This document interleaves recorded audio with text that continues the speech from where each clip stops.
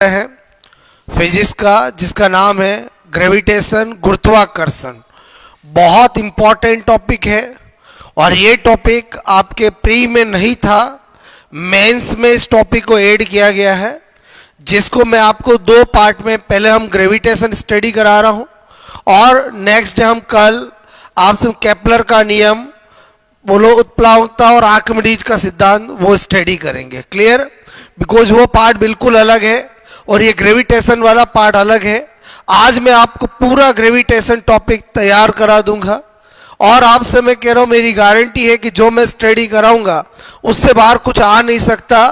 Because ये मेरा experience है कि आपको एग्जामिनर जो आपका कंटेंट है ग्रेविटेशन, उसमें क्या पूछ सकता, कैसे पूछ सकता और आपसे मैं क्यों क्या किस तरह से पूछ सकता है। तो स्टार्ट करते हैं। बोलो ग्रेविटेशन। ओके, गुरुत्वाकर्षण टॉपिक हम पढ़ने जा रहे हैं, बात समझ रहे हो ना।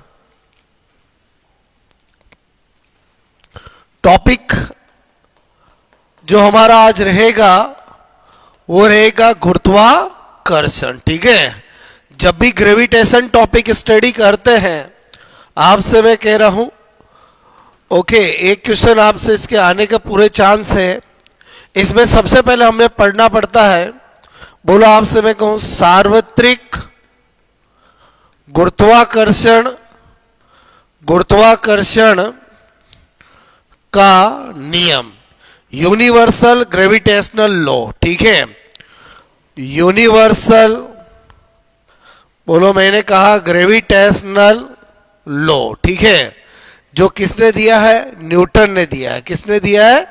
न्यूटन ने दिया है। ठीक है भाई, आपसे मैं कह रहा हूं न्यूटन। ओके, न्यूटन ने क्या कहा? जब भी दो मास, आपसे मैं कह रहा हूं, आर दूरी पर स्थित होंगे तो उनके मध्य लगने वाला जो बल होता है वो G(m1 m2) upon R square होता है। ठीक है, पहले भी मैंने आपको फोर्स वाले टॉपिक में बताया था। यहां जो आपका G है, जिसको हम सार्वत्रिक, आपसे मैं कह रहा हूं गुरुत्वाकर्षण नियतांक, सार्वत्रिक गुरुत्वाकर्षण नियतांक, यूनिवर्सल ग्रेविटेशनल कांस्टेंट कहते हैं। G का जो मान होता है वो आपसे 6.67 इंटू 10 की power -11 newton into metre square divide by kilogram square होता है। और ये वैल्यू जो है वो न्यूटन ने नहीं दी है, हेनरी कैवेंडिश, आपसे मैं करूं वैज्ञानिक जो है उसने दी है। क्लियर? किसने दी भाई? Henry Cavendish. बोलो सार्वत्रिक वर्ड जब आ गया तो सब जगह इसकी वैल्यू सेम रहती है। क्लियर? आपसे मैं कह रहा हूं थोड़ा सा आपको न्यूटन का गुरुत्वाकर्षण का नियम पता होना चाहिए। आपसे मैं कह रहा हूं यहां पर थोड़ा स्पेशल नोट भी पता होना चाहिए। स्पेशल नोट में आपसे पूछ सकते हैं जी की, बोलो आपसे मैं इकाई पूछ सकते हैं, तो आपको G = -G(m1 m2) upon R square. मैं पहले भी बता चुका हूं, ये केवल और केवल आकर्षण को शो करता है कि बोलो आपसे मैं कह रहा हूं आकर्षण, ठीक है, को दर्शाता है। यानी गुरुत्वाकर्षण बल जो होता है वो आकर्षण प्रकृति का होता है। उसके बाद आपसे मैं कह रहा हूं अगर यूनिट ऑफ G करेंगे तो मेरे कहने का मतलब F इंटू आर स्क्वायर, और m1 m2 करेंगे तो newton into metre square divide by kilogram square. अभी बताया था मैंने आपको, वही मैंने यहां पर बताया, ये पूछ सकते हैं। उसके बाद स्पेशल नोट नंबर 2 की बात करें, G की विमा पूछी जा सकती है, तो कोई दिक्कत नहीं, हर क्वेश्चन इसी से सोल्व किया जाएगा। और आपको पता होना चाहिए कि जब भी हम कोई क्वेश्चन सोल्व करते हैं उसमें नेगेटिव लगाने की जरूरत नहीं है। तो इसलिए G = F into R square m1 into m2। F की डायमेंशन सब जानते हैं, m1 L1 T-2, R की क्या होती है L स्क्वायर और M की M स्क्वायर। सोल्व करेंगे M-1 L3 T-2, कभी भी निकाल के टिक कर सकते हो। तो आपसे मेरे को ये वो चीजें जो डायरेक्ट क्वेश्चन आते हैं, नंबर 3 आपको पता होना चाहिए, गुरुत्वीय बल का सदिश रूप। तो मैंने आपसे कहा कि F G is equal to minus G m1 m2 upon R square R cap. एक तो ये फॉर्म होता है, दूसरा आर कैप का मतलब आर सदिश डिवाइड बाय आर होता है। तो इसका मतलब दूसरा रूप क्या हो जाएगा, minus G m1 m2 upon R cube R सदिश। ठीक है, तो आपको क्या पता चला, इसकी जगह ये रखेंगे तो आर सदिश आ जाएगा, आर स्क्वायर और आर क्या बन जाएगा, आर क्यूब बन जाएगा। ये दोनों आपसे मेरे को सदिश रूप है। क्लियर, बात मेरी समझ में आई बोलो आपको? तो मेरे कहने का मतलब ये आपको सिंपल बातें पता होनी चाहिए। इसका मतलब हुआ ये जो मैंने आपको यूनिवर्सल ग्रेविटेशनल लॉ बताया ये हम अच्छे से जानते हैं, इसमें कोई नयापन नहीं है। तो एग्जामिनर आपको जो क्वेश्चन देगा वो एक्चुअली आपको यहां से उठाएगा। बोलो गुरुत्वीय त्वरण, ठीक है, बोले तो ग्रेविटेशनल एक्सीलरेशन। बोलो मैंने कहा ग्रेविटेशनल, बोलो एक्सीलरेशन, ठीक है, और जिसको हम जी से रिप्रेजेंट करते हैं, वेरी वेरी इंपॉर्टेंट। ठीक है, तो मैंने कहा गुरुत्वीय त्वरण क्या होता है, बचपन से पढ़ा है। कोई भी बॉडी पृथ्वी पर नीचे की ओर जिस एक्सीलरेशन से आती है उसे ग्रेविटेशनल एक्सीलरेशन कहते हैं। मैंने कहा कोई, बोलो आपसे मैं कह रहा हूं, कोई भी बॉडी पृथ्वी, बोलो आपसे मैं कह रहा हूं, से कुछ ऊंचाई से नीचे जिस, मैंने कहा त्वरण एक्सीलरेशन से आती है उसे बोलो गुरुत्वीय त्वरण यानी जी कहते हैं। क्लियर, चलो ऐसी बात है। तो ये हमारा पृथ्वी हो गया जिसकी त्रिज्या आर ही होगी, जिसका मास एम ही हो गया, और यहां से ये एच ऊंचाई से एक बॉडी है जिसका मास एम है, वो नीचे आ रही है। क्लियर, नीचे आ रही है मतलब गति कर रही है, और न्यूटन कहता है जब भी कोई बॉडी गति करती है तो एफ बराबर क्या होता है, एम ए होता है। क्लियर, अब आपसे मैं को यहां ए बराबर क्या हो जाएगा, जी, बिकॉज ये जी एक्सीलरेशन से नीचे आ रही है, तो मैंने कहा एफ बराबर एम जी। और यहां पर एफ क्या होगा, तो दो मास आपसे मैं कह रहा हूं जब किसी दूरी पर होते हैं तो वहां पर हमेशा क्या लगता है, बोलो minus G m1 m2 upon आपसे मैं कह रहा हूं आर प्लस एच का स्क्वायर। ठीक है, पृथ्वी का मास हमेशा सेंटर ऑफ मास से ही माना जाता है। तो यहां से यहां तक टोटल आपकी जो डिस्टेंस बनेगी वो आर प्लस एच हो जाएगा। क्लियर, और यहां पर आपसे मैं कह रहा हूं कि बोलो मैंने अगर बोलो इन दोनों में एक मास अर्थ कर दिया और एक बॉडी का कर दिया, और यहां पर आपसे मैं कह रहा हूं मास किसका, जिस जो बॉडी नीचे आ रही है। ठीक है, तो मैंने कहा एम जी, तो एम से एम तो कट हो गया, इसका मतलब हुआ कि जो जी आएगा वो आपसे मैं कह रहा हूं क्या होगा, g is equal to minus G M E R plus आपसे मैं कह रहा हूं एच का स्क्वायर। क्लियर, तो ये आपका गुरुत्वीय त्वरण का फॉर्मूला आया। अब मैंने कहा कि बोलो पृथ्वी की सतह पर, अगर मैं पृथ्वी की सतह पर देखना चाहूंगा तो सतह पर तो h बराबर क्या हो जाएगा, 0, बिकॉज हम यहां की बात कर रहे हैं।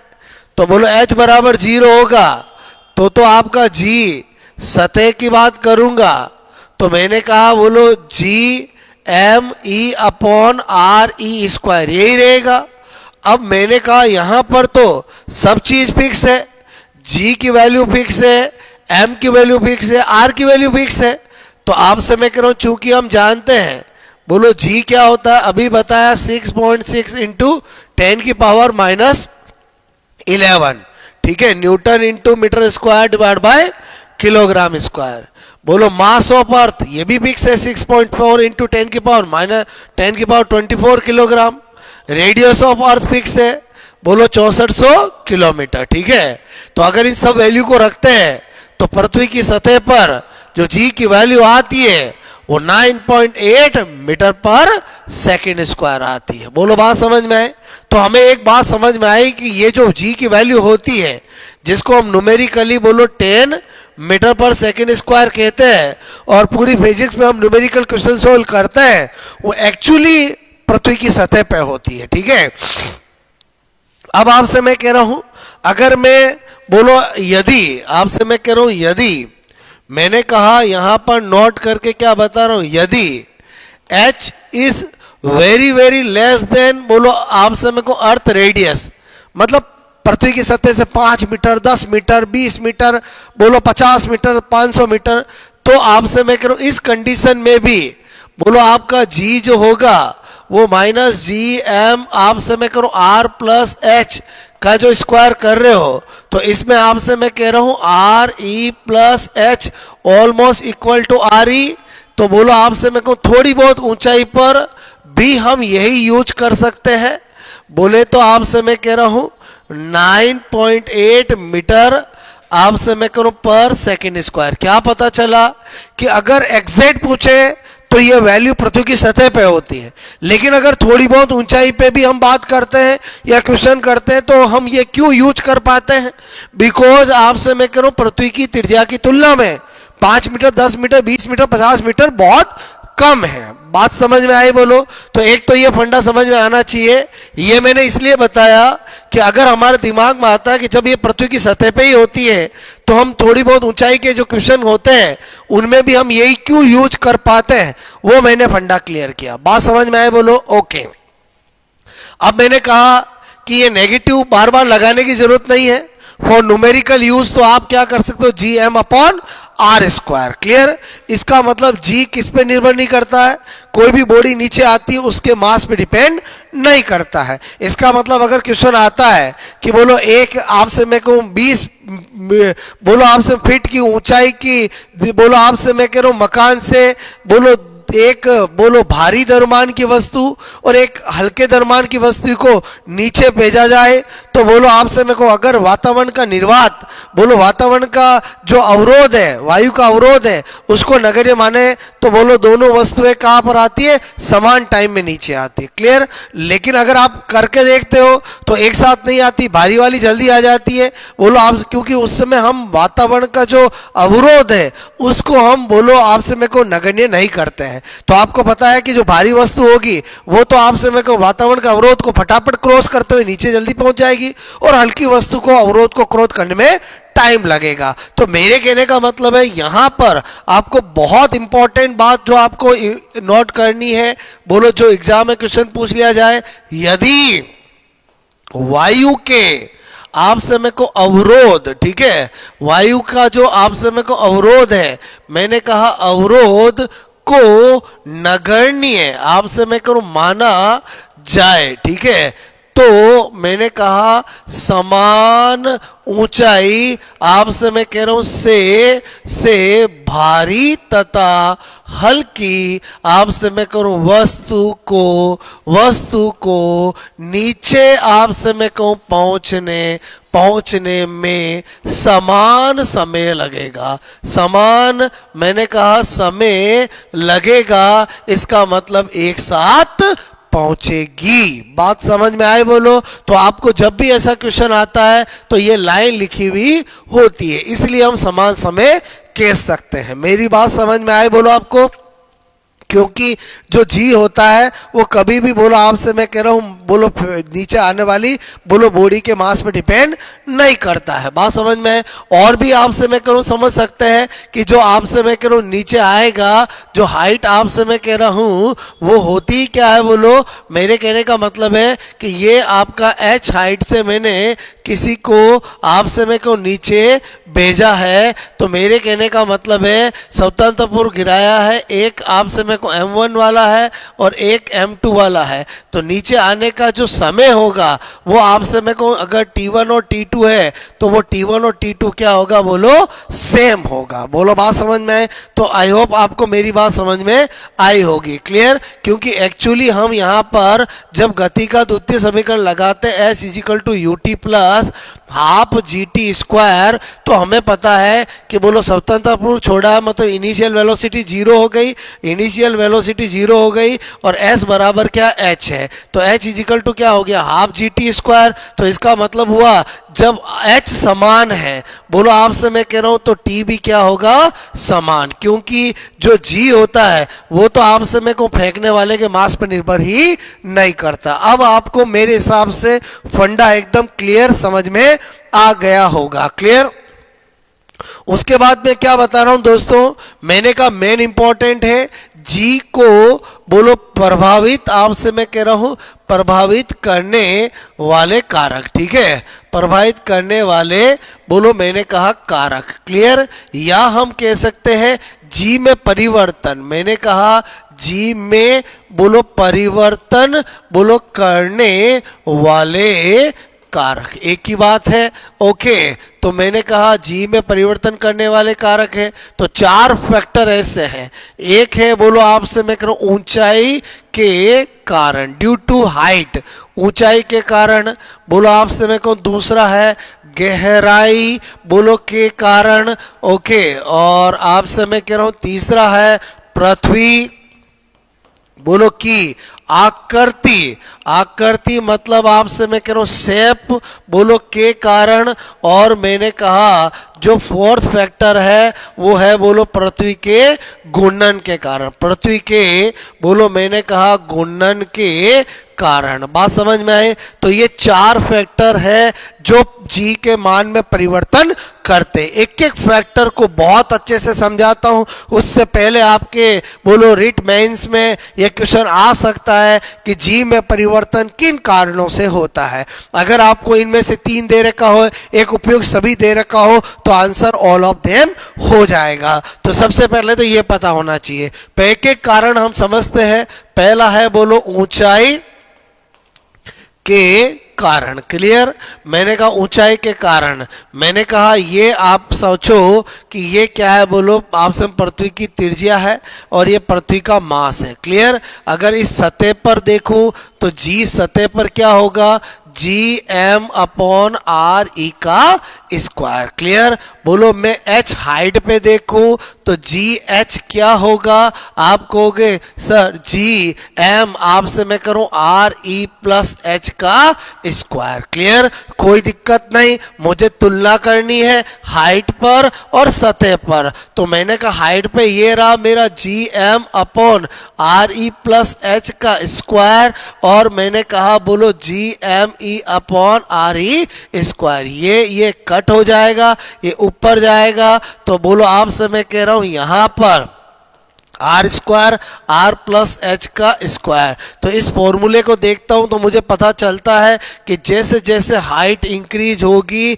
बोलो आपका जी एच की वैल्यू क्या होगी, डिक्रीज होगी। क्लियर। बोलो इसका मतलब हुआ कि जैसे जैसे हम पृथ्वी की सतह पर बोलो से ऊंचाई पे जाते हैं तो जी का मान घटता है। इसका मतलब अगर हमें क्वेश्चन एग्जाम में पूछा जाए कि बोलो आप पृथ्वी की सतह से जैसे जैसे ऊंचाई पे जाने पर बोलो गुरुत्वीय त्वरण का मान जी का मान घटता है कि बढ़ता है कि अपरिवर्तित रहता है, तो आपका आंसर होना चाहिए कि सर बोलो आपसे मैं कह रहा हूं जी का मान जो होता है वो घटता है। क्लियर। अच्छा, अब न्यूमेरिकल क्वेश्चन कैसे आ सकते हैं, जैसे आपको क्वेश्चन पूछा गया कि बोलो आपसे मैं कह रहा हूं यदि बोलो पृथ्वी की त्रिज्या आपसे मैं कह रहा हूं के बराबर, ठीक है, के बराबर ऊंचाई, आपसे मैं कह रहा हूं ऊंचाई पर जाने पर जी का मान आपसे मैं कह रहा हूं होगा। ठीक है, जी का मान होगा। बात समझ में, जी का मान होगा। ऑप्शन दे रखा है कि भाई जी बाई 2 हो जाएगा, जी बाई आपसे मैं कह रहा हूं 4 हो जाएगा, जी बाई 8 हो जाएगा, बोलो आपसे मैं कहूँ जी ही रहेगा। क्लियर। कोई दिक्कत नहीं, अपने को पता है हमें करना है solve G H upon G क्या बताया, R square R plus H square. अब आप मुझे बताओ क्या दिया हुआ है, h क्या दिया हुआ है, r दिया हुआ है। पृथ्वी की सतह की ऊंचाई पे भेजा ना, पृथ्वी की त्रिज्या के बराबर ऊंचाई पे भेजा है, तो बोलो सोल्व कर देते हैं। GH upon G R square, यहाँ पर r और h की जगह भी r रख देंगे तो हमने देखा r स्क्वायर, क्लियर, और 2r का स्क्वायर। सोल्व करेंगे तो r स्क्वायर और 4r स्क्वायर, r स्क्वायर और स्क्वायर कट गया तो हमें क्या पता चला कि बोलो आपसे मैं कह रहा हूँ यहाँ पर 1/4, तो पृथ्वी की बोलो आपसे मैं करूँ इतनी बोलो त्रिज्या के बराबर ऊंचाई पर जी कितना बोलो चौथाई रह जाता है। इसका मतलब हुआ अगर हमें पूछते कितने परसेंट कम हो जाता है तो 25% का, बोलो कितने परसेंट रह जाता है तो 25% रह जाता है, कितने परसेंट कम हो जाता है तो 75% कम हो जाता है। सीधी सी बात है, इतनी त्रिज्या पृथ्वी की त्रिज्या के बराबर जाएंगे तो g/4 ही रह गया, इसका मतलब 25% रह गया। कितने परसेंट बोलो आपसे मेरे को कम हो गया तो 75% कम हो गया, क्लियर।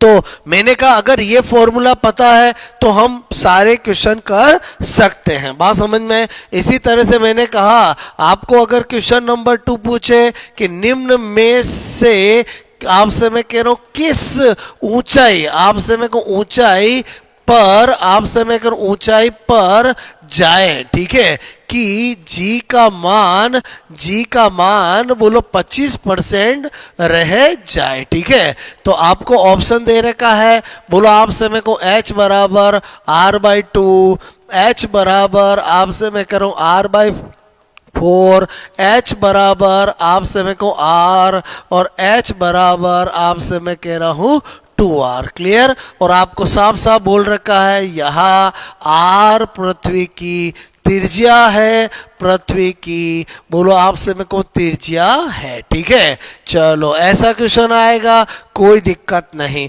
बोलो हम क्या करेंगे, GH अपॉन जी, यहाँ पर r स्क्वायर और r प्लस h का स्क्वायर। इस बार गिवन क्या है, बोलो आपको GH पृथ्वी की बोलो आपसे मैं कह रहा हूँ बोलो आपसे ऊंचाई पर बोलो कितना रह जाता है 25%, 25% का मतलब g/4 हो गया, क्लियर। बोलो 25% आपसे मैं करूं सतह का, बोलो सतह का रह जाता है, क्लियर। तो ये मुझे दे रखा है तो यहां पर ये रख दूंगा तो g/4 divide by g, clear. और ये r square r plus h का स्क्वायर, g से g कट हो गया, क्लियर।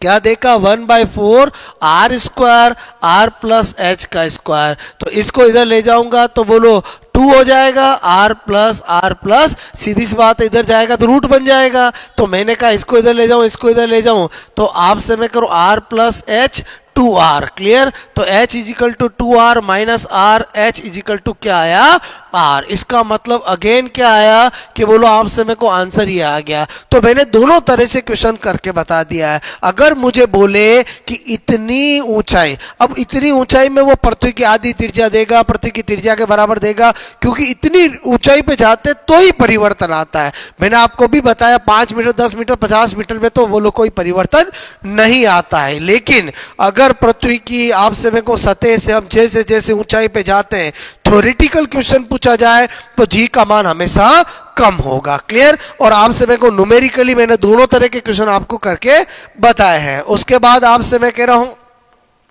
दूसरा कारक आ जाते हैं, बोलो गहराई के कारण, क्लियर। मैंने कहा चलो गहराई वाला देखते हैं, तो मैंने कहा आप ये इमेजिंग करो, ये पृथ्वी की क्या है बोलो त्रिज्या है, ठीक है, ये पृथ्वी का मास है, और यहां पर बोलो आपसे मैं को सतह पर कितना है GME अपॉन RE का स्क्वायर है, क्लियर। ये आपका क्या है G है। अब आपसे मैं कह रहा हूं आप बोलो यहां सतह से बोलो D गहराई में आ गए, क्लियर। बोलो आपसे मैं को D गहराई में आ गए, तो अब आपकी ये कितना हुआ बोलो RE माइनस D, ठीक है, कोई दिक्कत नहीं। बोलो यहां पर अगर मैं D गहराई में जानना चाहूंगा तो मुझे पता अब मास पूरा नहीं होकर के इतना ही लिया जाएगा, तो M आपसे डैश, और मैंने कहा यहां से ही दूरी लेते हैं तो R minus RE minus D का स्क्वायर। तो मैंने कहा इन दोनों को कंपेयर करूं उससे पहले मुझे M डैश निकालना पड़ेगा। अब हम क्या जानते हैं, पृथ्वी के हर एक कण में बोलो घनत्व तो क्या रहता है, नियत रहता है। क्लियर। तो मैंने कहा कि मतलब पहले डेंसिटी डी थी तो बाद में भी डी, बोलो आपसे डी डैश और डी क्या होगा, सेम होगा। तो जब मैं पूरी पृथ्वी का घनत्व का सोचूंगा तो पूरा मास डिवाइड बाय पूरा वॉल्यूम। बोलो आपसे मैं को इतने का सोचूंगा तो इतने का मास, बोलो आपसे मैं को इतने का वॉल्यूम। क्लियर। तो मैंने कहा यहां पर बोलो पृथ्वी का मास तो ये m है, वॉल्यूम 4/3 पाई आर। पृथ्वी कैसी होती, गोल गोल, तो वॉल्यूम क्या होगा गोल का, 4/3 पाई आर क्यू m डैश। और मैंने कहा इतने का वॉल्यूम क्या होगा, तो मैं कहूंगा 4/3 पाई आर ई माइनस डी का क्यूब। क्लियर। इतना ही लूंगा मैं, बोलो बात समझ में। तो मैंने कहा कोई दिक्कत नहीं, 4/3 से 4/3 कट हो गया, पाई से पाई कट हो गया। क्लियर। और मैंने कहा मुझे m डैश क्या मिल गया, बोलो R E minus D upon आपसे मेरे को क्यू आर ई का क्यूब और m ई मिल गया। क्लियर। इसको मैं यहां पर रखूंगा तो मैंने कहा जे डी इज इक्वल टू जी, यहां रखूंगा तो क्या रखूंगा, जे आपसे मैं कह रहा हूं डी का क्यूब एम ई, बात समझ में आए। और यहां पर लिखूंगा आर ई क्यू। ठीक है। और आपसे मैं कह रहा हूं ये तो है ही है मेरा आर ई माइनस डी का स्क्वायर, बोलो ये इससे कट हो गया, बात समझ में आए। तो हमें क्या पता चला कि हमारा बोलो जे डी क्या आया, बोलो G M E R E minus D upon R E cube. Clear. तो मेरा ये आ चुका है जी गहराई पर, यह आ चुका है बोलो सतह पर। मुझे क्या करना है, दोनों का कंपेयर करना है। क्लियर। दोनों का क्या करना है, कंपेयर करना है, बात समझ में आए। बोलो देखो ऊंचाई वाले में तो क्या था, दोनों ही केस में बोलो हमेशा पृथ्वी का मास वही यूज आता है, इसलिए उसमें तो फटाफट से हमारा सॉल्यूशन हो गया था। इसमें हमें पहले बोलो इस रूप में बदलना पड़ा। अब आपसे मैं कहूँ जे डी अपॉन जी करेंगे तो ये तो J M E R E minus D बोलो आर ई बोलो क्यूब, और ये क्या है बोलो जे एम ई बोलो आपसे मैं करो आर ई का स्क्वायर। क्लियर। तो हमने क्या देखा, ये इससे कट हो गया, ये इससे कट हो गया और ये कट हो गया। तो अल्टीमेटली हमारा क्या बचा यहाँ पर, आर ई डी अपॉन बोलो आपसे में को क्या बचा, बोलो आर ई। क्लियर। इसको हम सोल्व करें तो 1 माइनस डी अपॉन आर आपसे मेरे को कर सकते हैं। तो हमें क्या पता चला फाइनली, आपसे मेरे को फाइनली क्या पता चला कि बोलो आपसे मैं कह रहा हूं गहराई के कारण। क्लियर। गहराई के कारण जो आपका जेडी है वो आपका क्या आया, 1 माइनस बोलो मैं आपसे कहूं डी अपॉन आर ई। अब आप खुद इस फॉर्मूले को देख के बताओ, जैसे जैसे डी इंक्रीज होगा वैसे वैसे आपका जेडी भी क्या होगा, बोलो डिक्रीज होगा। क्लियर। इसका मतलब ये हुआ, राज की बात समझ में आई कि पृथ्वी से ऊंचाई पे जाए तो भी जी का मान घटता है, पृथ्वी से गहराई में जाए तो भी जी का मान घटता है। इसका मतलब जी का मान सबसे ज्यादा कहां होता है, पृथ्वी की सतह पे होता है, 9.8 मीटर पर सेकंड स्क्वायर। इससे ज्यादा मान कभी होता नहीं है। क्लियर। स्पेशल नोट देखते हैं। सबसे पहला पॉइंट आपसे मैं करूं, हमें पता चला कि J D upon G is equal to 1 minus D upon R E. Clear. और इससे क्या पता चला, बोलो आपसे मैं करूं अतः बोलो गहराई आपसे मैं करूं में जाने पर जी का मान घटता है। ठीक है। एक तो ये बात समझ में आई। अच्छा, फिर मैंने कहा पृथ्वी के केंद्र पर, ठीक है, सबसे ज्यादा पूछा जाता है, वेरी वेरी इंपॉर्टेंट। ठीक है। बोलो आपसे मैं कह रहा हूं अगर मुझे कोई कहे पृथ्वी के केंद्र पर निकालना है, इसका मतलब गहराई में जाते जाते मैं कहां पहुंच गया हूं, पृथ्वी की त्रिज्या के बराबर पहुंच गया हूं। क्लियर। कि भाई अगर मैं इसको बोलता हूं आपसे मैं कहूं ये आर रेडियस, और मैं यहां पर ऊपर से गहराई में जाते जाते यहां पहुंच गया, तभी तो आपसे मैं करूं डी बराबर क्या होगा, आर ई। चलो गहराई में इसी फॉर्मूले से करेंगे। बोलो मैंने कहा D upon R E. Clear. और मैंने कहा जब आपसे मैं कह रहा हूं डी की जगह ये रख दूंगा, तो मैंने कहा यार यहां पर तो आपसे मैं कह रहा हूं बोलो R E upon R E 1 minus 1 is equal to 0। इसका मतलब हुआ पृथ्वी के केंद्र पर हमेशा जी की वैल्यू क्या होती है, 0 होती है। समझा हुआ होना चाहिए, ऐसा नहीं रट लिया है। बहुत सी बार एग्जाम में क्वेश्चन आया पृथ्वी की केंद्र पर जी का मान कितना होता है, बोलो आपसे मैं कह रहा हूं अनंत होता है, 0 होता है, 9.8 तो आपका पृथ्वी के केंद्र पे क्या होता है, 0 होता है। इसका मतलब एक बात समझ में आ गई कि केंद्र पे क्या हुआ, 0। बोलो गहराई में घटता है, ऊंचाई पे घटता है, तो जी का मान अधिकतम कहां हुआ, स्पेशल लॉट नंबर 3। ठीक है, तो आपसे मैं कहूं जी का अधिकतम मान, मैंने कहा अधिकतम मान, बोलो पृथ्वी की, बोलो पृथ्वी की सतह पर, पृथ्वी की आपसे मैं कहूं सतह पर होता है। क्लियर, अच्छा यहां तक बात समझ में आए। फिर आपसे मैंने कहा इसमें क्वेश्चन कैसा, थ्योरेटिकल क्वेश्चन दे सकते हो। आपको कहा जाए यदि पृथ्वी, आपसे मैं करूं पृथ्वी की, मैंने कहा बोलो आपसे मैं कहूं त्रिज्या, ठीक है, बोलो त्रिज्या की आधी, आपसे मैं करूं हाफ, ठीक है, बोलो आधा, आपसे आधी हाफ, बोलो त्रिज्या, ठीक है, बोलो के बराबर, आपसे मैं करूं बराबर बराबर गहराई, गहराई में जाने पर बोलो आपसे मैं करूं गुरुत्वीय त्वरण, बोलो का मान, आपसे मैं कह रहा हूं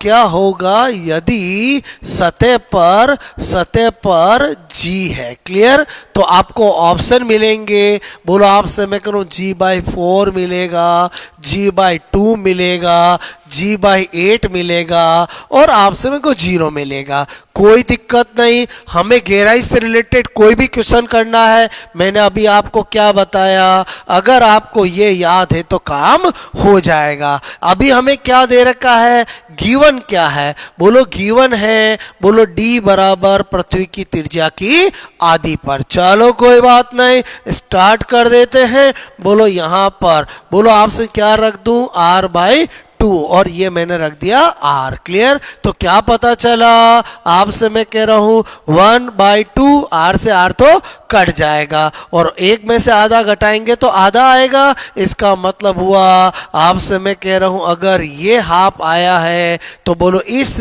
बोलो गहराई में जाने पर जी का मान आधा रह जाएगा। क्लियर, तो आई होप आपको मेरी बात समझ में आई होगी कि मैं जब आपसे मैं कह रहा हूं ऊंचाई पे जाता हूं तो भी जी का मान घटता है। सारे न्यूमेरिकल क्वेश्चन कैसे कर सकते हो वो मैंने आपको सिखाया, और आपसे मैं करूं यहां पर भी मैंने आपको सिखाया कि गहराई में जाते हैं, क्योंकि हमें थ्योरेटिकल और न्यूमेरिकल दोनों एस्पेक्ट क्लियर होना चाहिए, क्योंकि जो आपका बोर्ड ये एग्जाम लेने वाला है वो आपसे मैं को टफ भी क्वेश्चन दे सकता है। क्लियर, तो आपको मेरी बात समझ में आई, मैंने आपको गहराई के कारण भी बता दिया, ऊंचाई के कारण भी बता दिया, और दोनों के न्यूमेरिकल क्वेश्चन भी बता दिए। थ्योरेटिकल क्वेश्चन पूछे जाए, ऊंचाई पे जाने पर जी का मान घटता है, गहराई में जाने पर जी का मान घटता है। ऊंचाई पे जाने पर आपसे मैं कह रहा हूं जब हम पृथ्वी की त्रिज्या की बराबर ऊंचाई पे जाते हैं तो जी का मान बोलो 25% रह जाता है, G/4। मैंने कहा बोलो गहराई में आपसे मैं को पृथ्वी की त्रिज्या के बराबर जाते हैं तो केंद्र पे पहुंच गए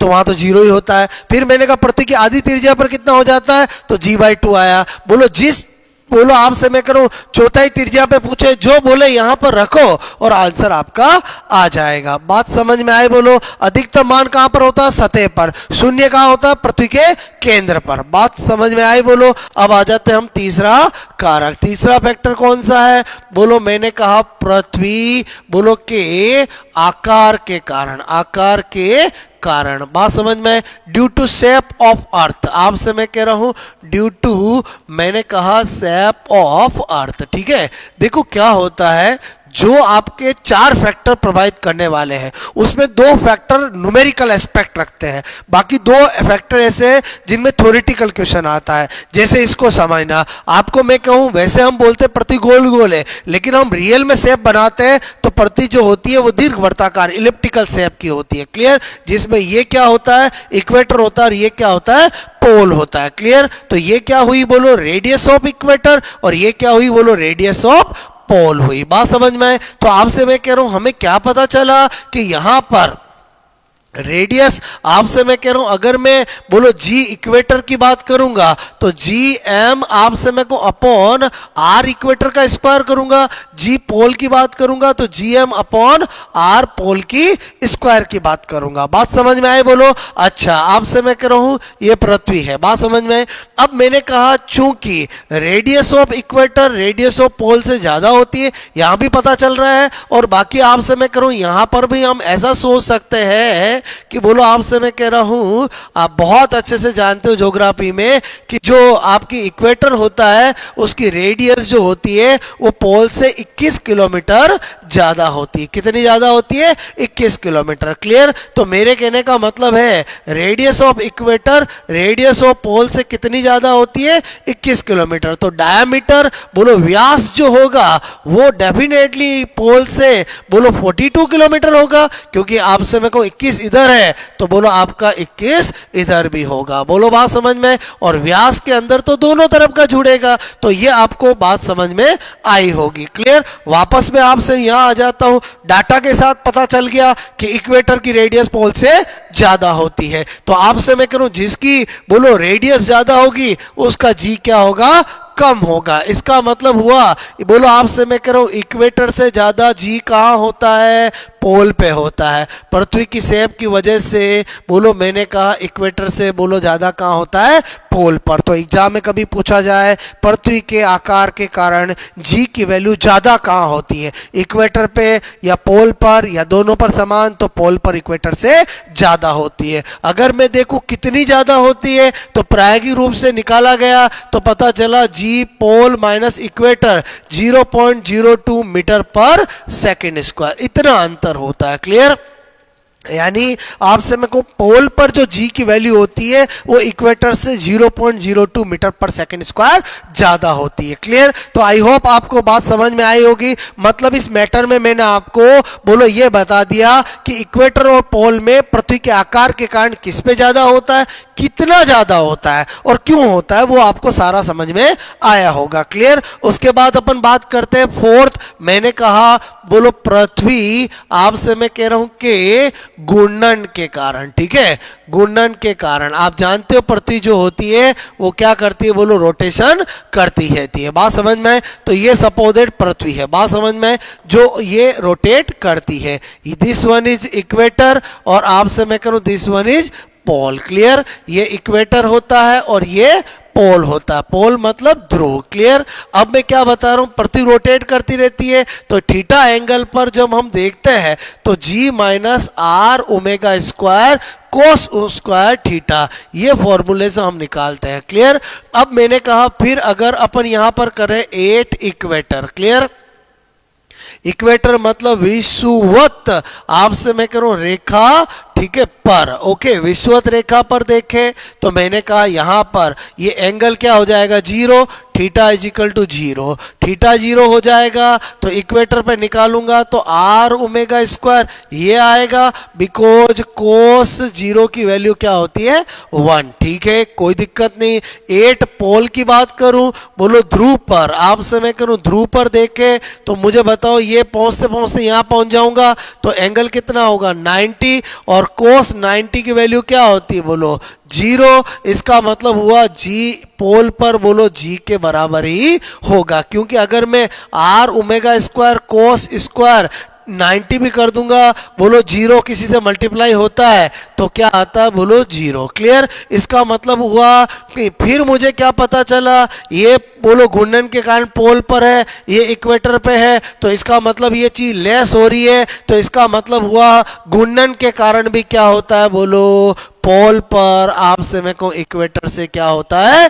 ज्यादा होता है। बोलो बात समझ में? तो बहुत आसान काम हो गया कि अगर आपसे मैं कह रहा हूं जी के लिए बोलो पृथ्वी के शेप के कारण या बोलो रोटेशन के कारण किसी भी कारण से पूछे, हमेशा पोल पर जी की वैल्यू इक्वेटर से ज्यादा होती है। क्लियर? हर चीज मैं आपको प्रूव करके बता रहा हूं, क्योंकि जितना ज्यादा साइंस के अंदर आपके लॉजिक क्लियर होंगे, फंडे क्लियर होंगे, उतनी चीजें ज्यादा याद रहेगी और आप कॉन्फिडेंटल रहोगे टिक करने के लिए। क्लियर? बाकी बहुत सारे फैक्ट याद कर लेते, याद करने से क्या होता? भूल जाओगे। क्लियर? आई होप आपको मेरी बात समझ में आई होगी। अब अगर मैं आपसे कहूं कि यहां पर भी अगर पोल पे इक्वेटर से ज्यादा है तो कितना ज्यादा है भाई, तो यहां पर मैंने कहा प्रायोगिक रूप से देखा गया है जी पोल जी इक्वेटर 0.03 मीटर पर सेकेंड स्क्वायर। क्लियर, यानी पोल पर इस कारण से इक्वेटर से 0.03 मीटर पर सेकेंड स्क्वायर बोलो आपको जी की वैल्यू ज्यादा होती है। आपको विद डाटा भी मैंने बता दिया। अब हमने क्या देखा कि जो गुरुत्वाकर्षण आपका टॉपिक है उसके अंदर आपको एग्जाम में अगर कुछ पूछा जाएगा तो या तो आपको सार्वत्रिक बोलो गुरुत्वाकर्षण का नियम जो आपसे मेरे को न्यूटन ने दिया है बोलो F बराबर minus G m1 m2 upon R square, उससे क्वेश्चन पूछा जा सकता है। या गुरुत्वीय त्वरण क्या होता है बोलो आपसे मैं कह रहा हूं और उसको प्रभावित करने वाले कारक। अब आपसे मैं कह रहा हूं मैंने आपको जो अभी स्टडी कराया अगर उसको हम 1 मिनट में रिवाइज करें तो वेरी सिंपल, मैंने कहा सबसे पहले क्या पता होना चाहिए F G is equal to minus G m1 m2 upon R square. Clear, numerical करते हैं तो ये नेगेटिव लगाने की जरूरत नहीं है। दूसरा मैंने क्या बताया जी बताया। क्लियर, बोलो G M E upon R E square, ये कहां पर है बोलो सतह पर, जिसकी वैल्यू कितनी है 9.8 मीटर पर सेकेंड स्क्वायर। तीसरा क्या बताया जी में परिवर्तन, जी में परिवर्तन की बात करें 4 फैक्टर बताया मैंने आपको। नंबर 1 बोलो हाइट पर, तो मैंने कहा G H upon G R square और आर प्लस एच का स्क्वायर। अगर ये याद है हार्ड न्यूमेरिकल क्वेश्चन कर सकते हो। मैंने कहा गहराई के कारण। क्लियर, जी डी अपॉन जी बोलो 1 माइनस आपसे मैं कह रहा हूं यहां पर डी अपॉन आर, अगर ये याद है हर क्वेश्चन कर सकते हो। तीसरा मैंने कहा पृथ्वी के बोलो आपसे बोलो आकार के कारण जी पोल जी इक्वेटर से क्या होता है ज्यादा होता है। और मैंने कहा बोलो पोल माइनस इक्वेटर 0.0 आपसे मैं करूं 0.02 मीटर पर सेकेंड स्क्वायर। क्लियर, और मैंने कहा यहां पर घूर्णन के कारण बोलो जी पोल जो होता है उस पर बोलो इक्वेटर से क्या होता है ज्यादा होता है। क्लियर, और कितना ज्यादा होता है बोलो आपसे मैं करूं 0.03 मीटर पर सेकेंड स्क्वायर। आई होप आपको मेरी बात समझ में आई होगी।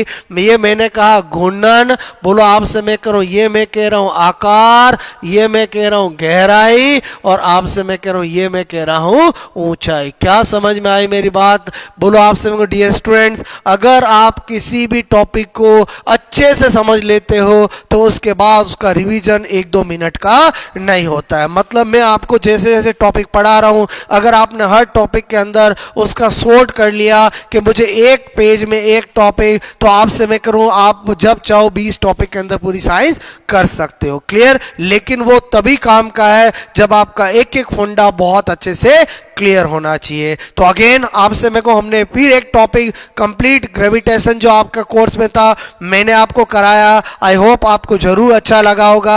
आप मुझे कमेंट्स करके बताएं कि आपसे मैं करूं आपको जो मेरा टारगेट है कि आपके फंडे क्लियर होने चाहिए वो हुए या नहीं हुए। क्लियर, और आपसे मैं कह रहा हूं डियर स्टूडेंट्स आपको ये जो लेक्चर्स मैं आपको दे रहा हूं जो मैं आपको बता रहा हूं ये आपके बहुत काम आएंगे अगर आपने ऑनेस्टी से इनको अच्छे से पढ़ा और आपसे मेरे को इन पे ध्यान दिया। ओके, तो आपसे मेरे को आई होप आपको मेरी बात समझ में आ गई होगी। क्लियर, पढ़ते रहें और मस्त रहें। हमेशा मैं एक ही बात कहता हूं कि आप जरूर आपसे मेरे को अपने गोल को अचीव को प्राप्त कर लोगे अगर आप निरंतर बने रहोगे, अगर आप निरंतर रेगुलर स्टडी करते रहोगे, क्योंकि आपसे मैं लाइफ में तभी कोई चीज सीखी जा सकती है जब आपके अंदर रेगुलरिटी हो। सेल्फ स्टडी में रेगुलरिटी चाहिए, स्टडी करने में रेगुलरिटी चाहिए। बात समझो ना, मतलब आप एक दिन में कुछ नहीं सीखते हो लेकिन आपसे मैं करूं कुछ दिन अगर आप दे दो तो सब कुछ सीख सकते हो। Clear, okay, best of luck, मस्त रहो और पढ़ते रहो।